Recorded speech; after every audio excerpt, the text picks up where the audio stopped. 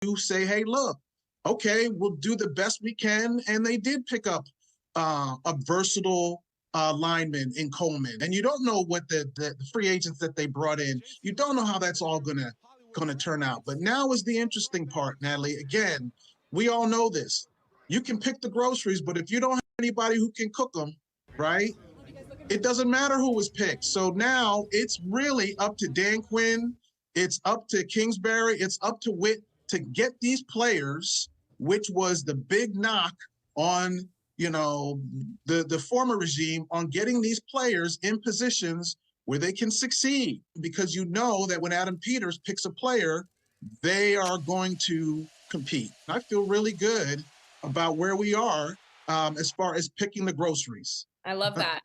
That's a perfect analogy, because that really segued into my next question in terms of, a great 3 fun days in Detroit. The fan base is very excited about the picks in terms of the pieces that are now there. But in terms of the pressure, we can't ignore just the amount of pressure that is on this front office, their first collective draft as a whole, to get these picks right and then to produce a product on the field. So we can't forget about that part, because like you said, that's the most important part when it comes to the groceries and making an actual meal that people want to eat and enjoy. How much pressure is on this front office, and how much of a leash are we going to give this front office as well, I guess?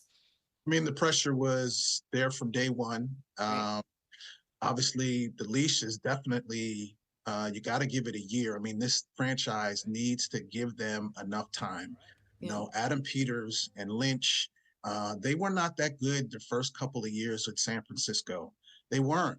That was that third year and that fourth year where you really started to see that growth with San Francisco 49ers. Even with all the picks that were made and everything like that, if anybody thinks that this team is going to be going to the NFC Championship and knocking on the door of a Super Bowl appearance on year one, man, that's not realistic, and it's not fair. It's not fair. You could get lightning in a bottle. There's going to be some growing pains. Even if all these draft picks work out, it's no... Other teams have grown men too, Natalie. I mean, this team won four games last year, yeah. 4 wins. And I just feel that when you talk about a leash, you definitely got to give it another offseason. You definitely got to see how these all work out.